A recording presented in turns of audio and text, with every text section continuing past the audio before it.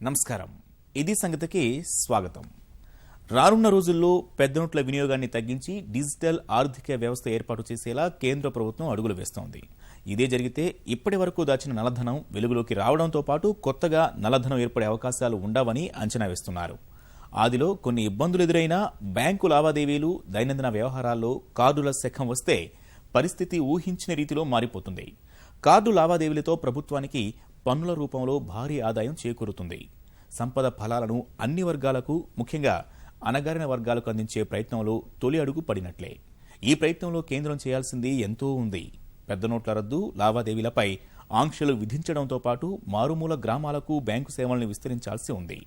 Banking రంగం విస్తరిస్తేనే సర్కారు ఆశిస్తున్న మార్పు సాధ్యం. నల్లధనాన్ని కట్టడి చేసే విషయంలో ప్రభుత్వంతో పాటు అధికార యంత్రాంగం కూడా కీలక పాత్ర పోషిస్తే మోదీ నిర్ణయానికి, ప్రజలు ఎదుర్కొంటున్న సమస్యలకు కాస్తైనా పరిష్కారం దొరికినట్లే. ప్రజల్లో సంయమనంతో పాటు చైతన్యమూ పెరగాల్సిన సమయం ఇదే.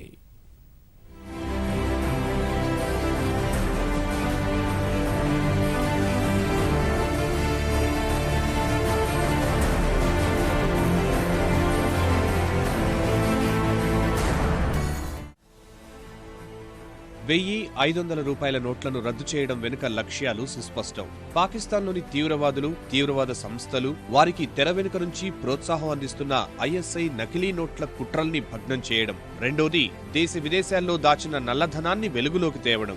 అన్నింటికంటే ముఖ్యం, ప్రజాజీవనంలో దైనందిన పరిపాలనా వ్యవహారాల్లో అవినీతిని కట్టడి చేయడం.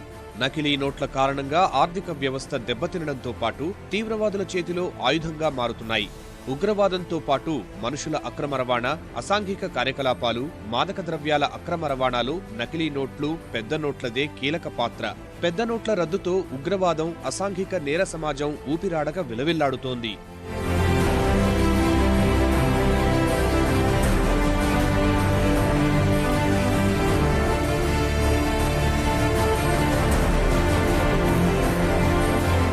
అవినీతిని అరికట్టేందుకు పాలకులు ఇన్నాళ్లు మాటలకే పరిమితమయ్యారు. తొలిసారిగా కేంద్రంలోని ఎన్డీఏ సర్కారు మాటలు చెప్పడంతో పాటు చేతల్లోనూ చూపిస్తోంది. 3 దశాబ్దాల తరువాత దేశమంతా ఏకతాటిపైకి వచ్చి బీజేపీకి సంపూర్ణ మద్దతిచ్చారు. తనకు ఇంతగా అండగా నిలిచిన ప్రజల కోసం ఏదైనా చేయాలనే తపనతోనే నరేంద్ర మోదీ పెద్ద నోట్లు రద్దు చేస్తూ సంచలన నిర్ణయం తీసుకున్నారు. మోదీ పగ్గాలు చేపట్టిన తరువాత కేంద్రంలో అక్రమాల పరంపరకు అడ్డుకట్ట వేయగలిగారు. పెద్ద నోట్ల రద్దుతో భారతదేశం అవినీతి నిర్మూలనకు కట్టుబడి ఉన్నారని అంతర్జాతీయ సమాజానికి సంకేతాలు పంపింది. ఫలితంగా భారత్లో వ్యాపారాలు ప్రారంభించడం, నిర్వహించడం సులువని బహుళజాతి కంపెనీలు భావిస్తున్నాయి.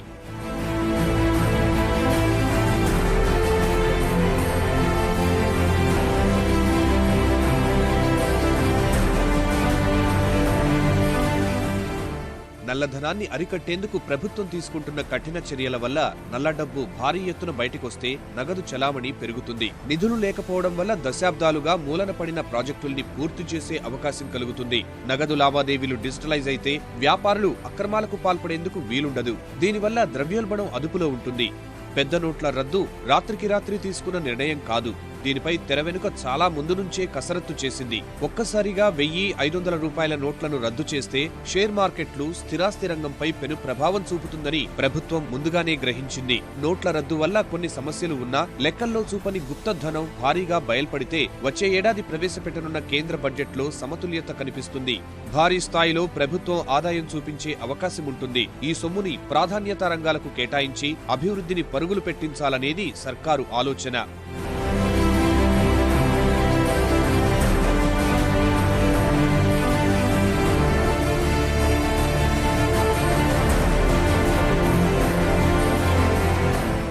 ఏప్రిల్ 2017 నుంచి వస్తు సేవల బిల్లు అమల్లోకి రాగానే పన్నుల విధానం కొత్త రూపు సంతరించుకుంటుంది. వస్తు సేవల బిల్లు అమల్లోకి వస్తే ప్రజలు నగదు వినియోగం నుంచి డిజిటల్ చెల్లింపులకు, బ్యాంక్ సేవల వినియోగానికి మళ్లాల్సిన పరిస్థితి ఏర్పడుతుంది. ఈ సమయంలో పెద్ద నోట్ల రద్దును నేర్పుగా నిర్వహించాల్సిన బాధ్యత కేంద్రం మీద ఉంది.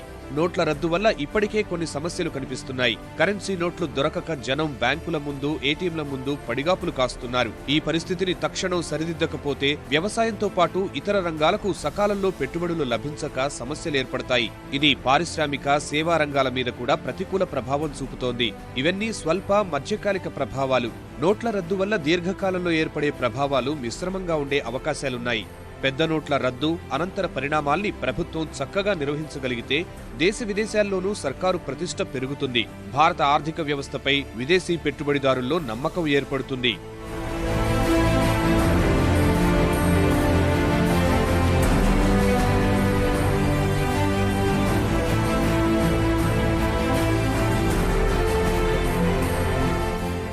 అవినీతిని కూకటి వేళ్లతో పెకలించడానికే ప్రధానమంత్రి నరేంద్ర మోదీ పెద్ద నోట్లపై వేటు వేశారు. దీనివల్ల ప్రస్తుతానికి కష్టనష్టాలు ఎదురవుతున్నా ఈ చర్య దీర్ఘకాలంలో దేశానికి ఎంతో మేలు చేస్తుందని అన్ని వర్గాల ప్రజలు అంగీకరిస్తున్నారు. 1946, 1978లోనూ పెద్ద నోట్లు రద్దు చేసినా అవి మోదీ చేపట్టినంత భారీ స్థాయిలో జరగలేదనేది గుర్తించాల్సిన అంశం.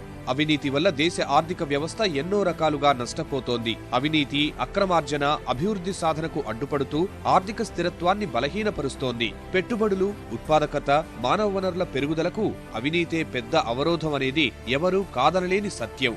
అవినీతి కారణంగా ప్రభుత్వ విధానాలు ఆశించిన ఫలితం ఇవ్వకపోవడం వల్ల మొత్తం విధానాలపైనే అపనమ్మకం పెరిగి సమాజంలో అశాంతికి దారితీస్తోంది. వీటిని నివారించాలంటే అవినీతి నిర్మూలనకు ప్రభుత్వం కఠిన విధానాలను అనుసరించక తప్పదు. మన జాతీయ ఆదాయంలో నల్లధన పరిమాణం 10 నుంచి 30% ఉంది. దీన్ని బయటకు తీసుకురావడానికి మోదీ ప్రభుత్వం ఇటీవల స్వచ్ఛంద ఆదాయ వెల్లడి పథకాన్ని ప్రవేశపెట్టినా అక్రమార్కుల నుంచి ఆశించిన స్థాయిలో స్పందన లేదు. దీంతో పెద్ద నోట్లను రద్దు చేయడం తప్పనిసరిగా మారిందనేది ప్రభుత్వంలో పెద్దల వాదన.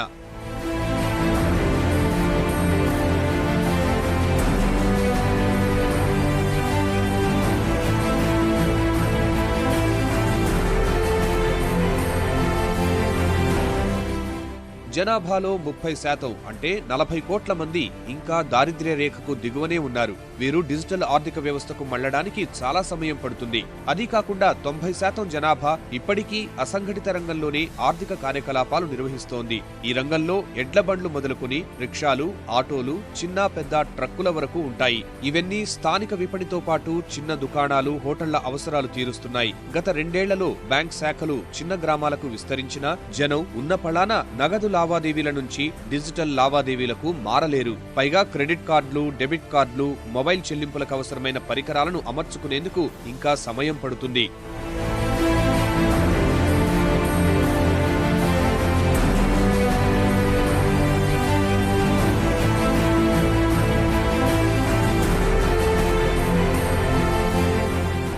పెద్ద నోట్ల రద్దుతో కరెన్సీ రూపంలో దాగిన నల్లధనం మీద వేటు వేసినా దాని ప్రవాహం మీద కూడా గట్టి నిఘా వేసినప్పుడే కొత్త నల్లధనం పోగుపడకుండా నివారించే అవకాశం ఉంటుంది.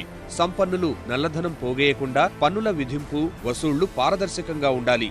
నల్లధనం పుట్టుకురావడానికి కారణమైన వారి మీద గట్టి చర్యలు, కఠిన శిక్షలు విధించడం అవసరం. మొత్తం మీద మోదీ ప్రభుత్వం పెద్ద నోట్లను రద్దు చేయడం చక్కగా పనిచేసుకుంటున్న వ్యక్తికి నడుస్తూ ఉండగానే 86% రక్తాన్ని మార్చడం వంటి సంక్లిష్ట చర్య. ప్రభుత్వ నిర్ణయాన్ని అమలు చేయడానికి రేయింబవళ్లు శ్రమిస్తున్న బ్యాంకు సిబ్బంది ఈ వ్యవహారంలో కీలక పాత్ర పోషిస్తున్నారు.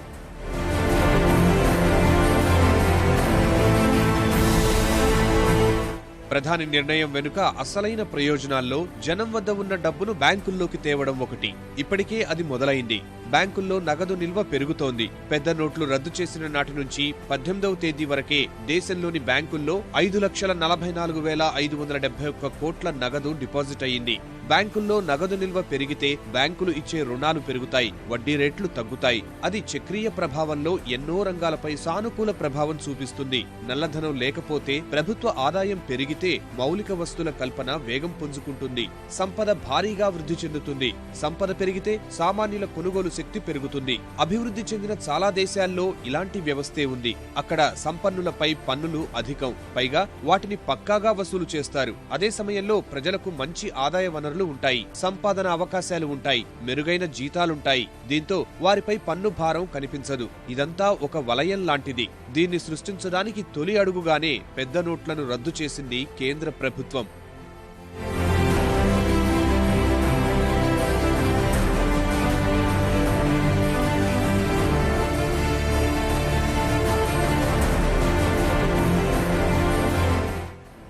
అవినీతి రహిత సమాజం ప్రతి ఒక్కరూ చెప్పే మాట.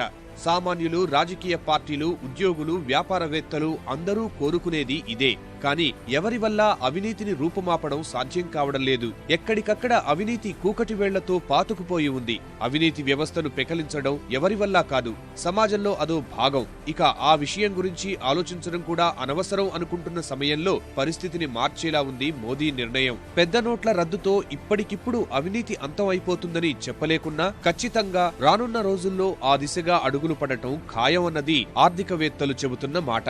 మన దేశంలో లావాదేవీలు ఎక్కువగా జరిగేది నగదు ద్వారానే. అందుకే పెద్ద ఎత్తున 500, 1000 నోట్లు దాచుకుని ఉంచుకున్న వారు చాలా మందే కనిపిస్తారు. వీరి వద్ద ఉన్న సొమ్ములో చాలా వరకు పన్నులు కట్టకుండా దాచింది ప్రభుత్వ లెక్కల్లో లేనిదే.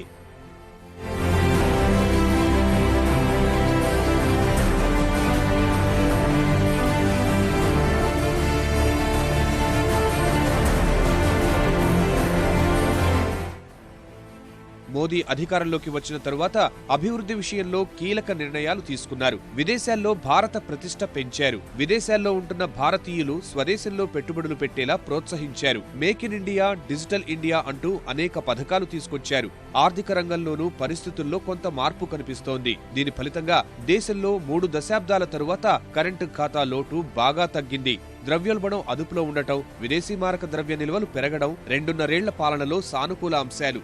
దేశ జనాభాలో 60% 35 ఏళ్లలోపు వారే శ్రామిక శక్తి, నిపుణులైన మానవ వనరులు అధికంగా ఉన్న దేశం మనది. పెద్ద నోట్ల రద్దుతో అవినీతి అంతమైతే దేశ ఆర్థిక రథం రానున్న అర్ధ శతాబ్దిలో అప్రతిహతంగా పురోగమించడం ఖాయం.